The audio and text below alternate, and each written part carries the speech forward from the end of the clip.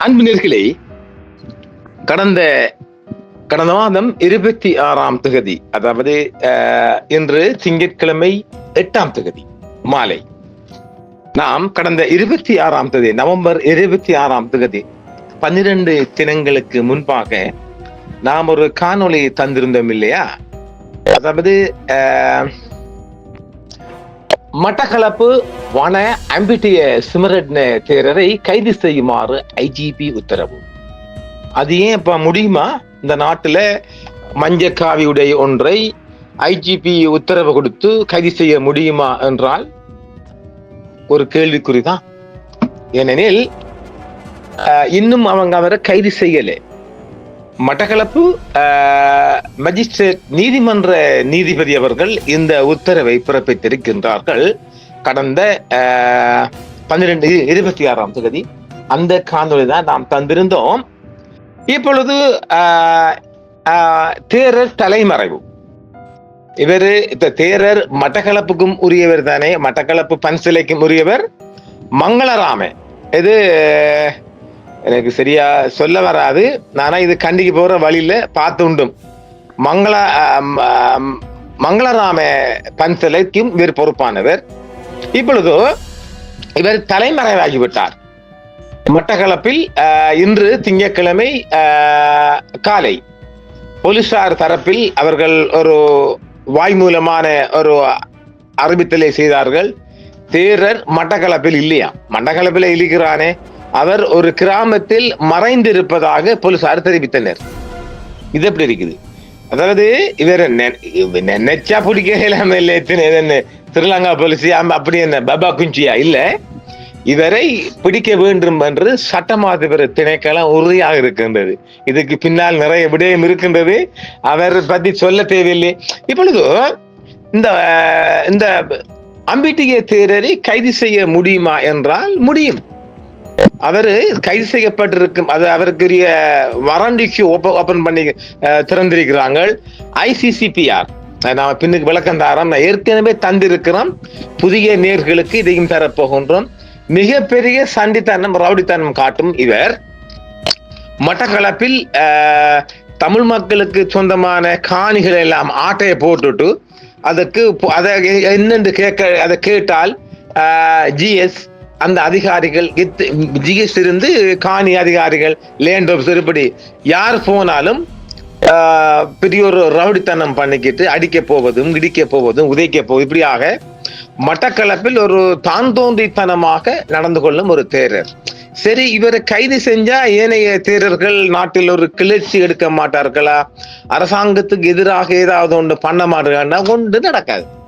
ஏனெனில் இவர் ஒரு மஞ்சக்காவி உடைக்குள் ஒளிந்திருக்கும் ஒரு மோசமான அவர். அதனால் இவருக்கு ஆதரவாக நல்ல தேரர்கள் வரப்போவதில்லை.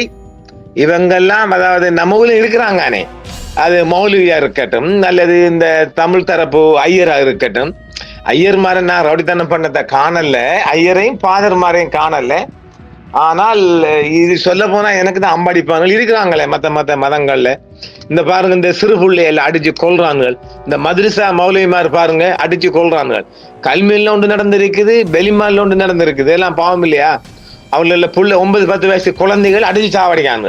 அப்ப இதெல்லாம் என்ன சொல்ல போறீங்க? அப்ப ஆக மதம் என்ற போர்வையில் ஒளிந்திருக்கும் ரவுடிகள் இவனையெல்லாம் ஒழிக்கணுமா இல்லையா? மார்க்கம் படிக்கட்டும் என்று அனுப்பினால், மார்க்கம் ஓதல் கற்றுக்கொள்ளட்டும் என்றால் அதுகளில் பிள்ளைகளை அடிச்சு சாவடிக்காங்க. கல்வியில இன்னும் வந்து அடிச்சு சாவடிச்சவன் அவன் முறையான மௌலியம் இல்லையா, இன்னும் ஜெயிலுக்கெல்லாம் கிடக்குறான் போல. அதே மாதிரி வெளிமடையில் உண்டு. இப்படி பாவமாக்குற சம்பவம் எல்லாம் பார்த்தா பாவம் மாதிரி. அந்த மாதிரி ரவுடித்தனம் காட்டும் ஒரு தேரர் அப்படின்னு நாம சொல்லலாம் இவரை. இப்பொழுது நீதிமன்றத்தில் இன்று அதற்கான சட்டத்தரணி நாங்க ஏற்கனவே தந்திருக்கிறோம். தனுகா ரணஞ்சகா, இவர் சட்டமாதிபர் திணைக்களத்தின் சட்டத்தரணி. அவர் அட்டர்னி ஜெனரல் டிபார்ட்மெண்ட்ல அவர் தான் இவருக்கு எதிராக அப்ப ஏற்கனவே சொல்லியிருக்கிறோம். வந்து அதையும் நீங்க கேட்டு பார்க்கலாம், இந்த காட்டை போட்டு காட்டுறோம். இப்ப கரண்ட் சிச்சுவேஷன்ல இன்று மட்டக்களப்பு நீதவான் நீதிமன்ற நீதிபதிக்கு முன் பாதிக்கப்பட்ட தரப்பினரை பிரதிநிதித்துவப்படுத்தி அம்பிட்டிய சுமண தேரருக்கு எதிராக நான் தாக்கல் செய்த ICCPR வழக்கில் புகார்தாரராக ஒரு வாக்குமூலம் வழங்கி இருக்கின்றேன் என்று சட்டம் அதிபர் திணைக்கள சட்டத்தரணி அன்பு கினிய நண்பர் தனுக ரணஞ்சகா அறிக்கை தெரிவித்திருக்கின்றார். இன்று திங்கட்கிழமை 8ஆம் தேதி மட்டக்களப்பு நீதிவான் மஜிஸ்ட்ரேட் நீதிமன்றத்தில் நடைபெற்ற விடயம் தான் இந்த விடயம். அப்போது போலீசார் ஆஜராகி தேரர் அங்கு இல்லை, அவர் ஏதோ ஒரு கிராமத்தில் மறைந்திருப்பதாக போலீசார் தெரிவித்தனர். வாக்குமூலம் அதிகாரப்பூர்வமாக பதிவு செய்யப்பட்டது. தேரர் இன்னும் ஏன் கைது செய்யப்படவில்லை என்பதை விளக்கம் அளிக்குமாறு டிசம்பர் இந்த மாதம் 7 தினம் 15ஆம் தேதி மட்டக்களப்புக்கு பொறுப்பான டிவிஷனல் SSPக்கு நீதிவான் அவர்கள் சம்மன் அனுப்பியிருக்கின்றார்கள். நீதிக்காக காத்திருப்பதாகவும் தனுக ரணஞ்சக தெரிவித்திருக்கின்றார். உண்மையிலேயே அவருக்கு நாம் ஒரு நன்றிகளையும் தெரிவிக்கலாம். சரி, இவர் எதுக்காக இந்த உத்தரவு சொன்னால், இவர் ஒரு 2023ஆம் ஆண்டு 2 ஆண்டுக்கு முன்பாக பகிரங்கமாக யாழ்ப்பாணம் வடக்கு தமிழர்களை எல்லாம் தெற்கு சிங்களவர்கள் வெட்டி கொல்ல வேணுமாம். இது ஒரு ஓபன் ஸ்டேட்மெண்ட் இவர் கொடுத்திருந்தார். ICCPR அது நாம சொல்ல வரமா, ICCPR என்பது international governance of civil and political rights.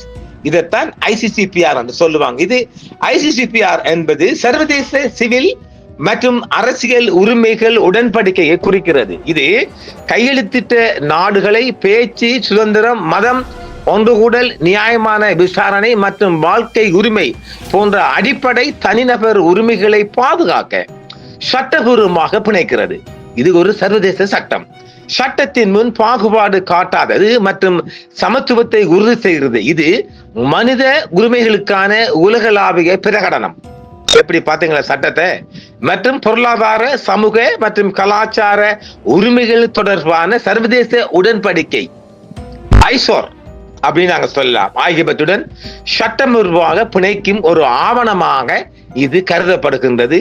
இதற்கு பிணை கொடுப்பதும் கொஞ்சம் சிரமம் தான், ஆனால் பிணை கொடுக்கப்படும். அதை நான் ஒண்ணு சொல்றோம் இல்ல, ஏனெனில் அரசாங்கம் இவர் விடயத்தில் எதுவுமே செய்யவில்லை. சட்டமாதிபர் சட்டம் தன் கடமையை செய்யட்டும் என்று விட்டுவிட்டார்கள். இப்பொழுது எமக்கு கிடைத்த தகவலின் பிரகாரம் இவர் ஹசலக் என்றால் மங்களராம இருந்து கொஞ்சம் அதுக்கு மேல தூரம், அந்த மாதிரி ஒரு பகுதியில ஒளிஞ்சு கொண்டிருப்பதாகவும் ஒரு செய்தி கசிந்திருக்கின்றது. இவரை பிடிப்பதற்கு போலீஸ் எந்த முயற்சியும் எடுக்கல. இதுதான் உண்மையான வரலாறு. ஆனால் இப்பொழுது SSP அவர்கள் ஆஜராகணுமே நீதிமன்றத்தில் கண்டமப்த கோடுகளை வரும். அதனால மட்டக்களப்பு மாவட்டத்துக்கு பொறுப்பான SSP டிவிஷன் SSP அவர்கள் ஆஜராகி எப்ப 15ஆம் தேதி திங்கட்கிழமை நெக்ஸ்ட் மண்டே, அப்ப அன்றும் நாங்கள் இந்த செய்திக்காக காத்திருக்கின்றோம். இவர் கைது செய்யப்படுகின்றார். எந்த கூத்தடிச்சாலும் இவர் கைது செய்யப்படுகின்றார். அவர் பிணை கொடுப்பதெல்லாம் அது நமக்கு தெரியாது. அண்ணாச்சி நீதிமன்றத்தில் நிறுத்தப்படுவார்.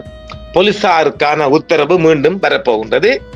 இதில் சட்டத்தரணி சட்டம் அதிபர் திணைக்கள சட்டத்தரணி தனுக ரணஞ்சகா அவர் இதில் குறியாக இருக்கின்றார். அவர் தான் அதில் முறைப்பாடும் செய்திருந்தார். ஆகவே நிச்சயமாக இந்த தேரர் திங்கட்கிழமை மட்டக்களப்பு நீதவான் நீதிமன்றத்தில் ஆஜர்படுத்துவதற்கான மிக அதிகமான வாய்ப்பு இருக்கின்றது. அவரை கைது செய்கின்ற மாதிரி இல்லாமலும் அதில் பேசம் போடுவாங்க தானே, அந்த காலையில மட்டக்களப்புக்கு அவர் வரவழைத்து நீதவான் முன்னிலையில ஆஜராக்கி அவர்த்தையே பிணை கேட்பாங்க. ஆனால் இதுல இவர் சட்டம் அதிபர் திணைக்கள தனுக ரணஞ்சகா எந்த மாதிரியான அப்ஜெக்ஷன் கொடுக்க போகின்றான்னு எனக்கு தெரியல. அவர் அப்ஜெக்ஷன் கொடுப்பார் என்றும் ஒரு தகவல் இருக்கின்றது. அவர் தொடர்ச்சியான ஒரு அப்ஜெக்ஷன் கொடுப்பார். ஆனால் போலீசார் பிணை கொடுக்க போலீசாருக்கு நோ அப்ஜெக்ஷன் பண்ணுவாங்க. அதாவது அந்த நீதிமன்றத்தில் 15ஆம் தேதி அநேகமாக நானும் அந்த மட்டக்களப்பு நீதிமன்றத்தில் இந்த விடயத்தை பார்ப்பதற்கான ஒரு வாய்ப்பும் இருக்கின்றது. பார்க்கலாம். ஏனெனில் ஒரு விடயமாக நானும் அங்கு செல்லவிருக்கின்றேன். அந்த மாதிரி ஒரு விடயத்தில் பார்க்கலாம் இது என்ன நடக்குது என்று. இதே நேரம் இவருக்கு மட்டக்களப்பில் காலையிலே இவரை ஆஜர்படுத்தி அவரத்தை பிணை கேட்க வாய்ப்பு இருக்குது. போலீசார் கூட we are no objection சொன்னாங்கன்னா பிணை கொடுப்பாங்க. ஆனால் சட்டத்தரணி சட்டம் அதிபர் திணைக்கள சட்டத்தரணி எந்த அளவுக்கு இதுல தாக்கு பிடிக்க போறா தெரியல. இவர் ஒழித்த குற்றவாளி. சட்டத்துறைக்கும் போலீஸ் துறைக்கும் இவர் தண்ணி காட்டி விட்டு ஒளிந்து கொண்டவர். எனவே இவருக்கு பிணை கொடுக்க கூடாது என்று அவர் வாதாடலாம். அந்த வாதாட்டத்தை தான் நான் கண்ணால பார்க்க இருக்கின்றேன். அப்படி ஒரு வாதாட்டம் நடைபெறுமானால் போலீசார் அப்ஜெக்ஷன் பண்ணினாலும் நீதிபதி அவர்கள் பிணை கொடுக்க வாய்ப்பில்லை. பார்ப்போம் இவருக்கு ஆதரவாக போலீசார் மட்டும் வருகின்றார்களா இல்ல பெரிய சட்டத்தரணிகள் வருகின்றார்களா, அதெல்லாம் அமர்த்தி கொடுப்பாங்கானே. ஏனெனில் மஹிந்தான் கம்பெனி அவருக்கு கொடுக்க வாய்ப்பு இருக்குது. இதே நேரம் நாம நுகையகொட நாமல்ல மீட்டிங், இந்த நாமல்ல ஒரு மீட்டிங் போனார் இல்லையா, நாமல்ல ஒரு பேரணி, நாமலின் பேரணிக்கு வருவதற்காக அவன் நாமல்ல சோத்தை வாங்கி சாப்பாட்டை வாங்கி தின்னுட்டு கையூட்டு வாங்கி சென்றவர் தான் இவர் மஞ்ச எம்பலப்புடன். இப்ப இங்க இருக்கு பாருங்க கேச, இது பின்னணி பாருங்க. எனவே இங்கு அரசுக்கு எதிராக அம்படிக்கின்ற எல்லோருக்கும் மடியில கனம் இருக்குது. பாத்தீங்களா, அம்புட்டிய தேர்தலுக்கு ஏகப்பட்ட கேஸ் இருக்க மட்டக்களப்பில் ஒவ்வொன்றா கலப்போம். இவர் அடங்கி இருக்கணும். இவர் அடங்கி இருக்கல வேண்டார். அநேகமாக இந்த அரசாங்கம் இவருக்கு எதிராக மிகப்பெரிய வருந்து கட்டி கொண்டு நிற்கும். அடங்கணும். நீங்க அடங்கிருப்பீங்க என்றால் அரசாங்கம் அடங்கும். நீங்க அடங்கலை என்றால் அரசாங்கம் உங்களுக்கு அடங்குறதுக்கு உங்களுக்கு எல்லாம் ஒரு கால் கட்டு போறதுக்கு இந்த அரசாங்கம் காத்து கொண்டிருக்கு. எனவே அம்புட்டிய தேரர் எதிர்வருகின்ற 15ஆம் தேதி திங்கட்கிழமை மட்டக்களப்பு நீதவான் நீதிமன்றத்தில் ப்ரொடியூஸ் பண்ணுவதற்கான மிக அதிகமான வாய்ப்பு இருக்குது. போலீசாருக்கு தெரியும் தானே எங்க இருக்கிறாங்கன்னு. நம்ம கூப்பிட்டு வாங்கப்பா, இனி நீங்க ஒழிச்சிருக்கீங்களா, யாங்களும் எங்களும் இனி நீதிபதிக்கு தண்ணி காட்டேலா, நீதிமன்றத்துக்கும் தண்ணி காட்ட முடியாது. எனவே நீங்க ஆஜராகுங்க, உங்களுக்கு புனதாரம் சொல்லி போலீசாரை பிணை கேட்கலாம். இது ஐசிசிபிஆர் தான் பிணை மறுக்கலாம் கொடுக்கலாம், ரெண்டும் இருக்குது. இதில் சட்டம் மறுப்பு திணைக்கள சட்டத்தரணியின் வாத திறமையும் அடங்கியிருக்கும். அவர் இன்னும் பல செக்ஷனை கொண்டு காட்டி இதற்கு நீதிபதி அவர்கள் வழங்கக்கூடாது, பிணை வழங்கக்கூடாது என்று அவர் வாதிடலாம். ஆனால் இங்கு எஸ்எஸ்பியில் இருந்து கீழ்மட்டம் வரையும் மஞ்சக்காவி இல்லையா. எனவே அவருக்கு போலீசார் நாங்க அவருக்கு எதிர்ப்பு இல்லை, அவருக்கு பிணை கொடுக்கலாம் என்று அதுக்கு அவருக்கு பெயில் கொடுக்கக்கூடிய செக்ஷனை போட்டு காட்டுவாங்க. யாரு? போலீஸ் தரப்பால். ஆக அவருக்கு அன்றைக்கே பிணை கிடைக்கலாம், இல்லாட்டி ஒரு 7 தினங்க 3 தினங்கன்னு அனுப்பலாம். இல்ல அவர் அன்றைக்கு மட்டும் மட்டக்களப்பு சிறைக்குள்ள போட்டுவிட்டு அடுத்த அன்றைக்கு ஒரு மோஷன் போட்டு முடுக்கலாம். ஆக இவர் இன்னமும் தண்ணி காட்டி ஒழிச்சு கொண்டு இருக்கலா. 15ஆம் தேதி நீதிமன்றத்தில் ஆஜராகணும். பார்ப்போம் என்ன நடக்குது என்று. நிச்சயமாக இதில் அரசாங்கத்துக்கு எந்த தப்பும் இல்லை. போலீசார் தான் இதரை கதி செய்யாம காலம் கடத்துகின்றார்கள். எப்படியும் கோர்ட்டில் ஆஜர்படுத்தி ஆகணும் சட்டம். எனவே மீண்டும் இந்த விடயமாக 15ஆம் தேதி சந்திப்போம்.